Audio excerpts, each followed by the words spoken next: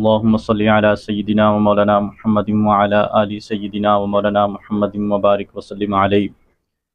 ایک شخص نے نبی کریم علیہ السلام کے سامنے کسی مسلمان کی تعریف کی تو نبی کریم صلی اللہ علیہ وسلم نے ارشاد فرمایا کہ تو نے اپنے اس بھائی کی گردن کاٹ دی ہے، اور پھر آپ نے ارشاد فرمایا کہ اگر تو اس کی تعریف کرنا چاہتا ہے تو تجھے یوں کہنا چاہیے کہ اس شخص کے بارے میں میرا یہ گمان ہے، یا اس شخص کے بارے میں میری یہ رائے ہے، اور حقیقت حال اللہ جانتے ہیں کہ یہ واقعی اسی طرح ہے یا نہیں ہے۔ اللہ کے مقابلے میں آپ کسی کی تعریف کر کے یقینی فیصلہ نہیں کر سکتے،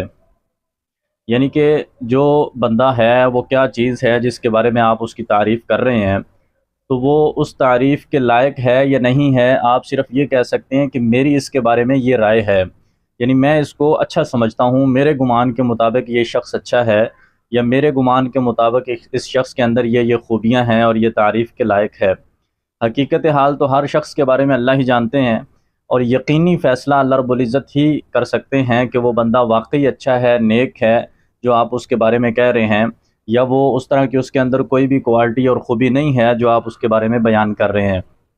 تو نبی کریم صلی اللہ علیہ وسلم نے جو یہ ارشاد فرمایا کہ آپ نے اپنے اس بھائی کی گردن کاٹ دی ہے، حقیقت یہ ہے کہ یہ اس کی تعریف میں مبالغہ آرائی کرنا ہے اور جھوٹی تعریف کرنا ہے۔ جب آپ کسی کے بارے میں اس کی مبالغہ آرائی کریں گے، اس کی جھوٹی تعریف کریں گے، اس کے منہ پر آپ اس کی خوشامد کرتے ہیں، اس کی تعریف کرتے ہیں،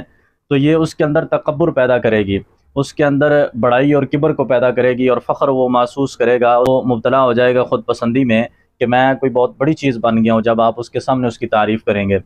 اور یہ اس کی بربادی اور ہلاکت کا سبب بن جائے گا، اس کی نیکیاں برباد ہو جائیں گی، اور تکبر میں مبتلا ہوگا تو گناہ گار ہوگا۔ تو نبی کریم علیہ السلام نے فرمایا کہ آپ نے اپنے بھائی کی گویا کہ گردن کاٹ دی ہے اس کی تعریف کر کے۔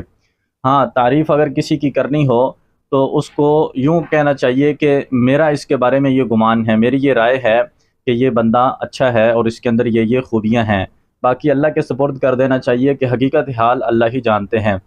اسی طرح ایک روایت میں یہ بھی آتا ہے، نبی کریم علیہ السلام نے ارشاد فرمایا کہ جب کوئی شخص کسی کے سامنے اس کی تعریف کرے تو اس کے منہ میں مٹی ڈال دو۔ تو یہ بھی بڑے سخت الفاظ ہیں، نبی کریم علیہ السلام نے اتنی سختی سے کیوں منع کیا؟ اسی وجہ سے کہ جب آپ کسی کے سامنے اس کی تعریف کریں گے تو اس کے اندر تکبر پیدا ہوگا، تو اس لیے ایک تو براہ راست کسی کے منہ پر اس کی تعریف نہیں کرنی چاہیے۔